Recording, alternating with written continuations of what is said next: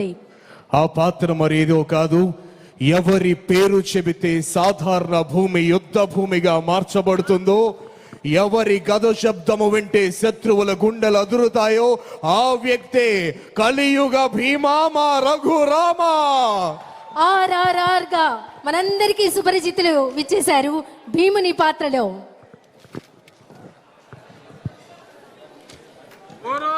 మాయాజ్యోత విజయ మధు మదోన్మత్త సుయోధన దారుని రాజ్య సంపద మదంబున కోమలి కృష్ణ జూచి రంబోరు నిజోరు దేశమున నుండగ పిలిచిన ఈ ధురాత్మ దుర్వారమదీయ బాహు పరివర్తిత చండ గదా విఘాత భగ్నోరు రుధోరు చేసద సుయోధనుగ్ర రణాంగ్రలంబునన్. బానిసలకంత అహంభావమా?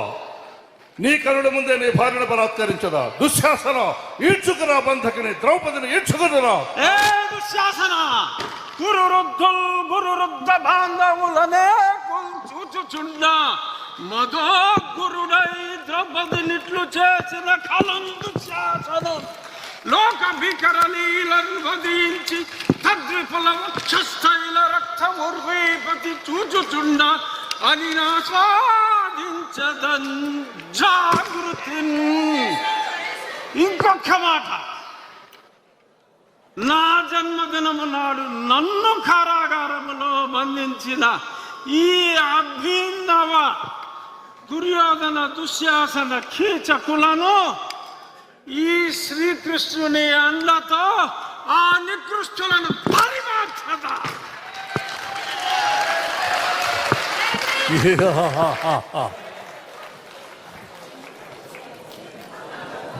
అన్యాయం జరిగిన చోట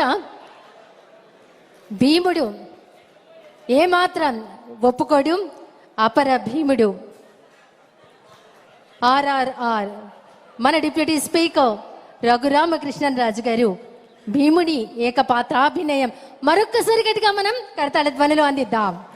అన్యాయాన్ని ఖండించే పాత్ర పోషించినటువంటి కలియుగ భీమా, మనందరి రఘురామ అన్న మాటల నిలువెత్తు నిదర్శనంగా నిలిచినటువంటి గదాసురుడు భీముని యొక్క పాత్ర పోషించినటువంటి రఘురామకృష్ణరాజు గారికి హృదయపూర్వక ధన్యవాదాలు తెలియజేస్తున్నాను. ఈ నేల మా తల్లి, దానికి పన్ను అడిగే